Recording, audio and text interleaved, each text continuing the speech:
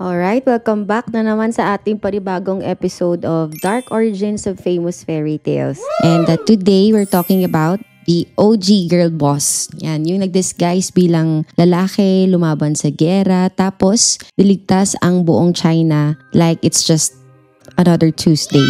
Yes, correct guys. Mulan.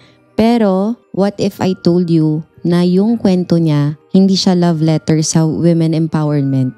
It was actually a long, sneaky way to say na, be strong, but don't forget to shut up later. Ang harsh, no? And the wildest part, we all thought na she was a symbol of rebellion. Pero guys, Mulan was actually created to keep women in their place. So yes, buckle up dahil today we're going deep sa likod ng kwento ni Mulan. Let's go. So guys, kilala natin si Mulan, 'di ba, bilang badass na warrior na naging hero